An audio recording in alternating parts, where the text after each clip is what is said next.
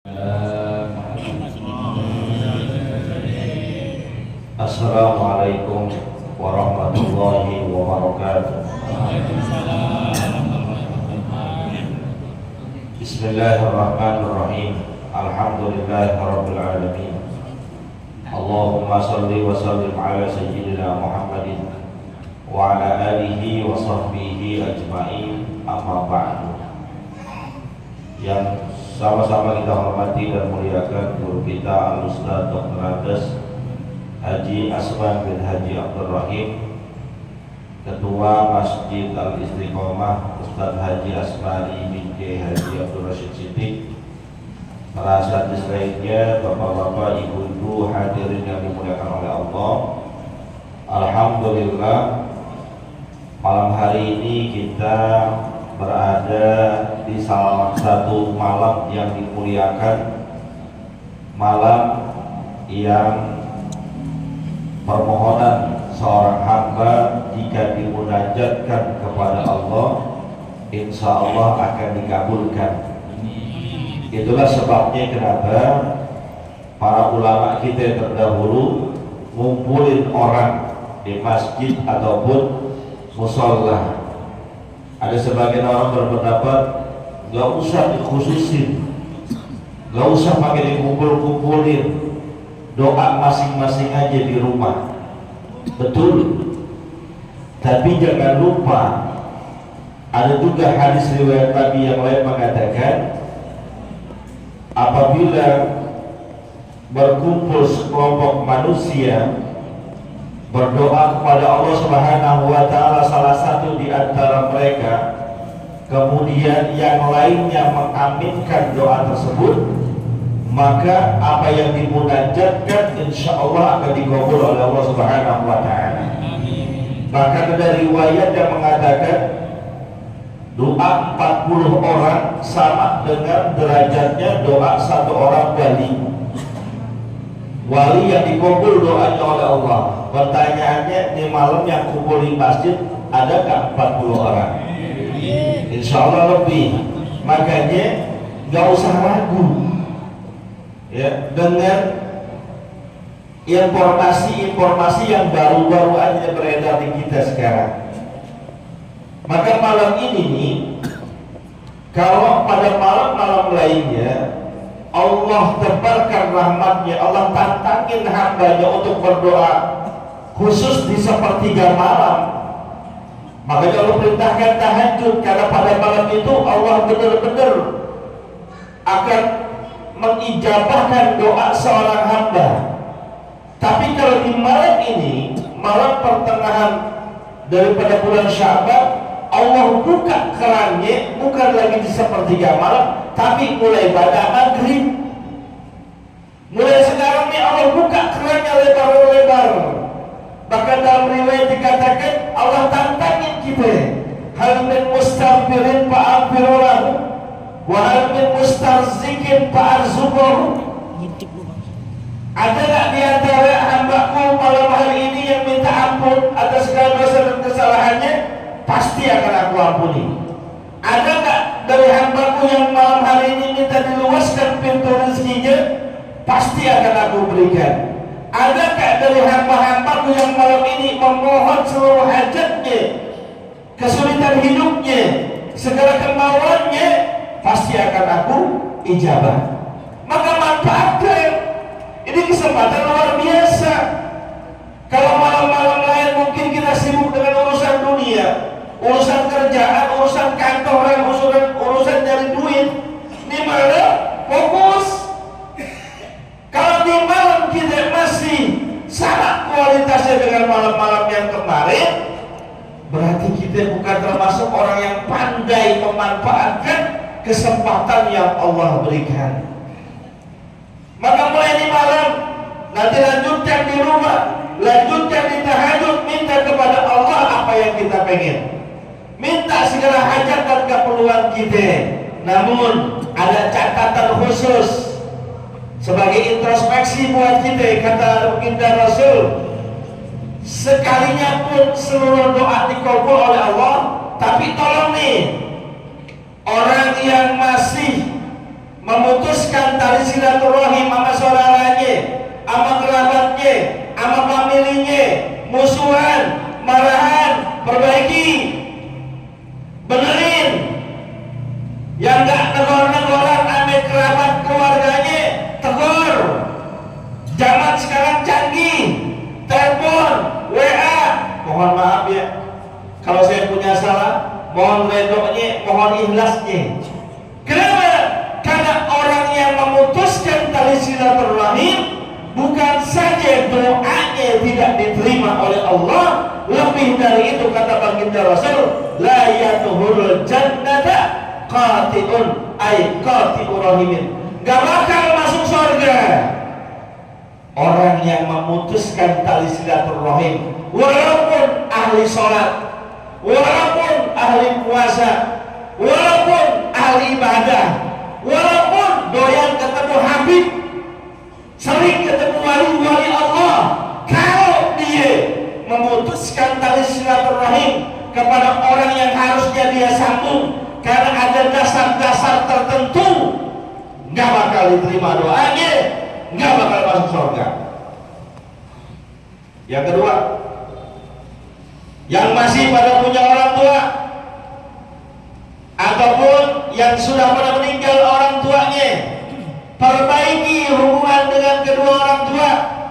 Karena kata baginda Rasul, orang yang durhaka kepada orang tuanya, baik di saat orang tuanya masih hidup ataupun orang tuanya sudah meninggal dunia, doanya ditolak oleh Allah, tidak diterima. Datangi orang tua kita. Kalau kemarin punya salah, kunjungi rumahnya. Ada selisih paham, datangi rumahnya. Raih tangannya, cium, lalu berkata, duhai ayah, duhai ibu, mohon maaf atas segala dosa dan kesalahan saya. Mohon ridhonya, mohon ikhlasnya. Pun seandainya orang tua kita sudah meninggal dunia, ada kesempatan untuk ziarahi makamnya, doain, ngomong, ayah, bunda, maafin kalau saya punya salah, maafin kalau dulu pernah nyakitin, maafin kalau dulu pernah membuat kecewa. Karena sesungguhnya ridho Allah fi ridho walidain, wa suhtullah fi suhtil walidain. Ridhonya Allah tergantung ridhonya kedua orang tua kita. Murkanya Allah tergantung murkanya orang tua kita. Seandainya pun kita pulang pergi haji, pulang pergi umroh, kita punya orang tua disakitin, haji kita, umroh kita gak bakal nolong kita di akhirat. Itu haji umroh apalagi yang seandainya sholatnya jarang-jarang, ibadah puasanya juga jarang-jarang, durhaka sama orang tuanya, nggak bakal nolong.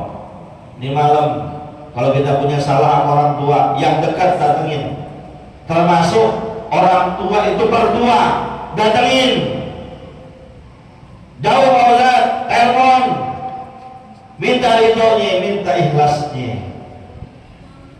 Yang ketiga, kata baginda Rasul, kalau yang masih berkekalan dalam kemaksiatan, terutama maksiat-maksiat yang dosanya besar, tinggalin buru-buru. Kita makhluk manusia pasti punya kesalahan, itu wajar, namanya makhluk manusia. Maka al-khata'i wan nisyan, tapi punya niat, punya tekad, rubah kebiasaan buruk, terutama dosa-dosa minuman keras, tinggalin. Karena dosa-dosa itulah yang bakal menghalangi doa kita. Dan yang terakhir, kata baginda Rasulullah SAW, yang punya rasa benci, gedek, kesel, marah, dendam sama orang lain, termasuk orang lain itu orang tuanya, termasuk orang lain itu saudaranya, baik sekandung atau ataupun yang tiri, termasuk kepada iparnya, termasuk kepada gurunya, termasuk kepada temannya, kepada sahabatnya. Dia kesal, kesalnya disimpan dalam dada, bencinya dibuat berkekalan, dendam yang tak pernah kunjung padam, gak bakal membuat doanya di malam akan diterima oleh Allah. Sekalinya pun doanya sambil nangis, sekalinya pun doanya penuh kesungguhan, tapi di hatinya masih ada rasa benci sama orang, gedek sama orang. Maka buang-buangin yang kayak gitu. Orang punya sifat benci itu bikin gerusak diri, punya sifat dendam bikin hati kagak tentram. Relax jadi orang, nyantai. Mau ngapain benci orang? Sebabnya apa? Mau ngapain kesal sama orang? Sebabnya apa? Lebih baik jadi orang pemaaf, mengikhlaskan. Karena dalam sebuah riwayat kita temukan cerita hadis sahih bahwa ada orang yang divonis oleh baginda Rasul min ahlil jannah, calon penduduk surga, bukan karena tahajudnya yang banyak, bukan karena puasa sunnahnya yang banyak, bukan karena rajin sholatnya, rajin sedekahnya, bukan, tapi semata-mata dia mendapatkan gelar ahlul jannah, calon penghuni surga, karena dia senantiasa setiap malam memaafkan, mengikhlaskan, meredokkan, merelakan setiap orang yang pernah berbuat jahat kepadanya. Dia bersihkan hatinya, enggak ada dendam, enggak ada marah, enggak ada benci. Bisa apa kagak? Pak, bisa nggak marah sama orang, nggak benci sama orang bisa, nggak dendam sama orang bisa, harus bisa. Maka sudah berpuluh-puluh tahun, mungkin bertahun-tahun kita hadir malam nisfu Sya'ban di masjid musholla. Mungkin ada pertanyaan, kok doa gua belum diterima? Ayo introspeksi diri.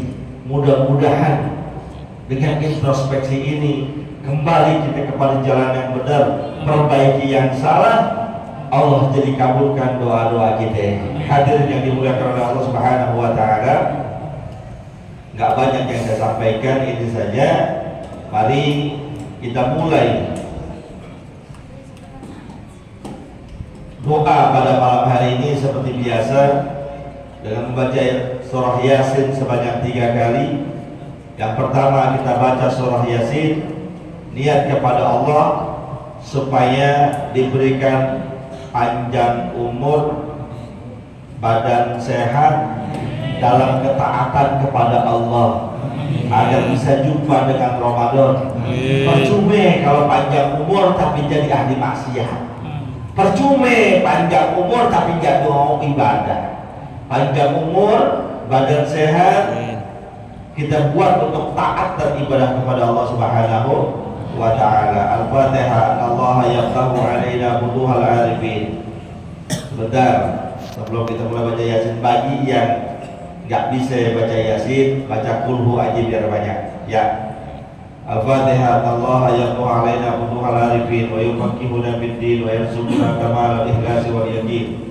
ثم إلى أرواح العلماء العاملين ومشايخنا في الدين وأرواح آبائنا وأمهاتنا وجداتنا وجداتنا وأعمامنا وأماتنا وخالنا وخالاتنا والمؤلفين والأساتذتنا وجميع المسلمين والمسلمات والمؤمنين والمؤمنات، ونخص خصوصا إلى موقف هذا المسجد وإلى من بسببهم اجتمعنا هنا ولمن أحسن إلينا أن الله يغفر لهم ويؤتي درجاتهم في الجنة ويتغشانا ويتغشاهم بالرحمة والمغفرة وإلى حضرة النبي.